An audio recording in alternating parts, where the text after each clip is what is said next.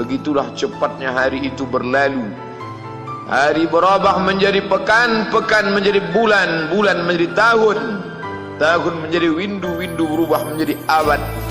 Yang mati hilang, yang dulu hidup kaya, hari ini hanya tinggal kenangan saja. Kemana mereka dulu yang hebat-hebat, bangsawan, para penguasa? Semuanya mati ditelan zaman. Yang tinggal hanya apakah dia orang paling baik, dicatat dengan tinta emas, atau dia orang paling jahat, dihujat, dicaci dan dimaki.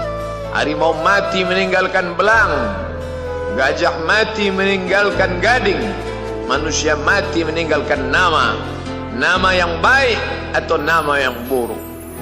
Wa tilkal ayyamu nudawiluha bainan nas. Demikianlah hari demi hari kami pergantikan di antara manusia. Untuk apa hari ini dirubah Allah Ta'ala? Mengapa hari ini datang silih berganti dan kita ada di dalam zaman itu?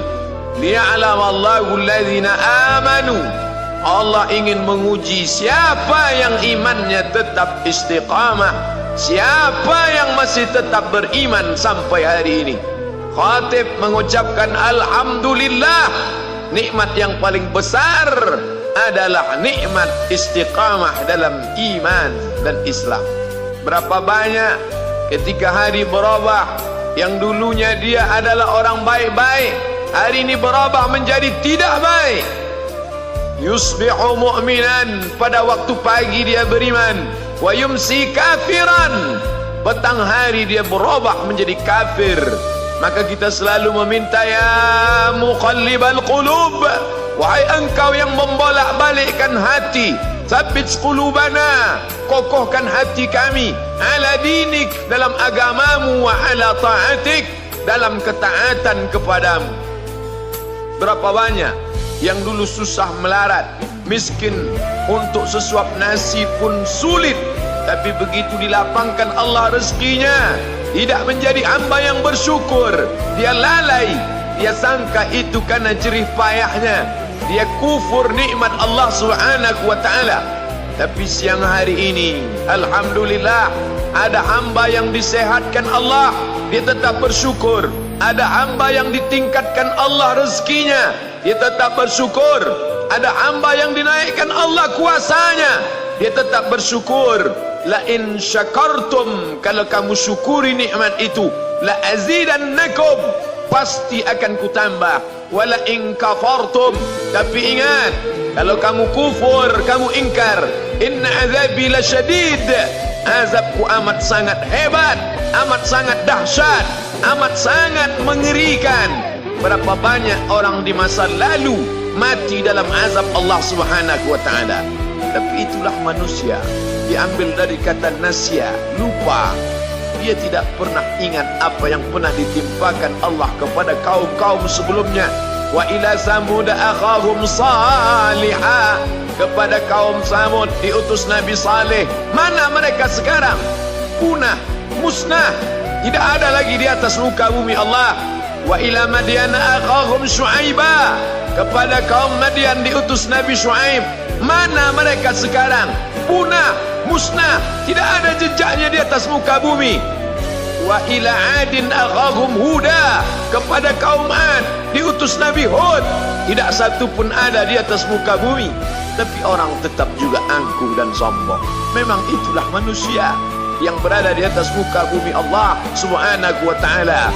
Maka orang-orang yang baik tidak pernah berhenti mengajak kepada kebaikan. Umat ini dikatakan baik bukan karena banyak ibadahnya. Umat ini dikatakan baik bukan karena dia pergi bolak-balik ke kota Makkah Al-Mukarramah untuk haji dan umrah. Allah puji umat ini, kuntum khaira ummah, kalian umat terbaik.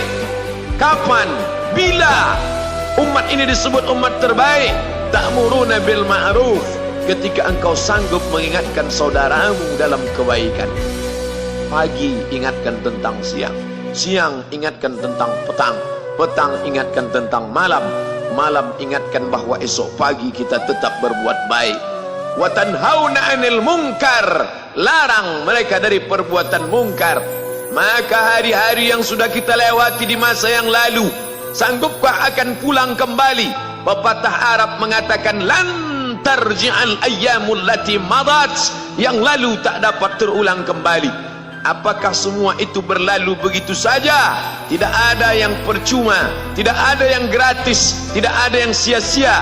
Semua akan diminta pertanggungjawaban di hadapan Allah Subhanahu wa ta'ala. Sejak kita tegak di atas muka bumi ini, sejak kita diberikan nafas, diberikan hidup, diberikan nyawa, maka sejak itu kita ditanya, apa khalaqnakum abatha?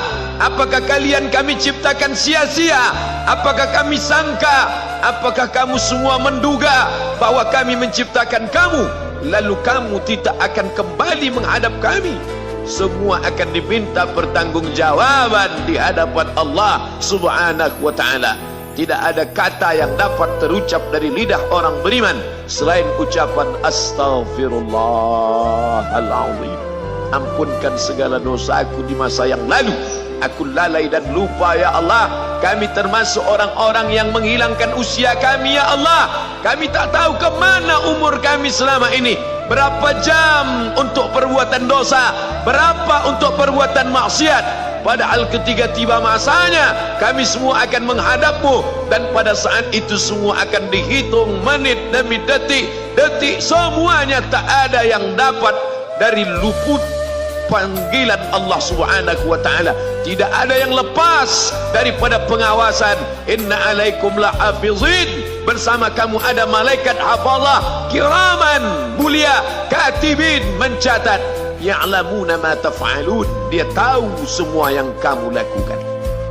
Betapa waktu-waktu yang lalu itu tak dapat kita tebus dengan apapun selain kita perbaiki di masa yang akan datang.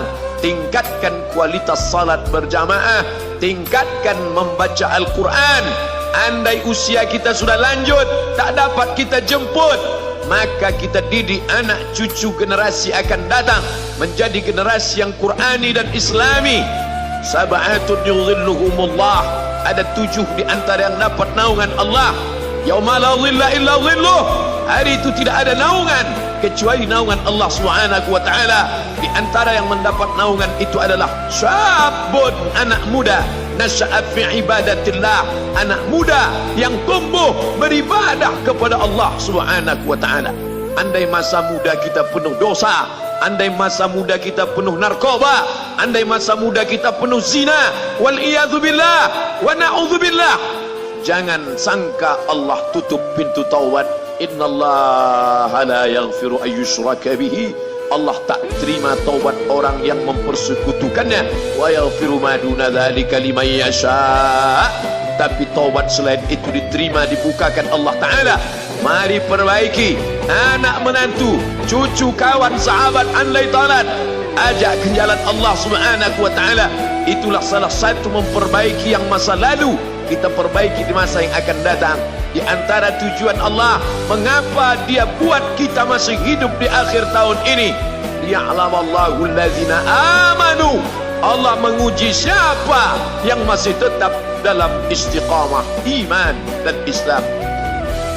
Tujuan kedua, mengapa Allah buat kita hidup sampai hari ini? Wa yattakhidha minkum syuhada, wa yattakhidha minkum syuhada. Allah ingin melihat siapa di antara kita ini yang layak untuk menjadi syuhada. Iskariman, hidup mulia, au mut syahidan, atau mati syahid. Pilihan orang Islam tidak banyak. Kalau hidup, hidup mulia. Kalau mati, mati syahid. Jangan hidup hina, mati terlunta-lunta, tidak diterima Allah Subhanahu wa ta'ala. Hidup mulia atau mati syahid dipersaksikan oleh para malaikat. Man kharaja fi talabil ilmi, siapa yang keluar rumah dengan niat menuntut ilmu, fahuwa fi sabilillah, maka dia seperti orang yang berjihad fi sabilillah, yang jauh meninggalkan kampung halaman, menuntut ilmu di perantauan. Jangan kau sangka kau anak yang terbuang, engkau adalah seorang syahid. Andai mati dalam perjalanan, maka matimu adalah seorang yang mati syahid.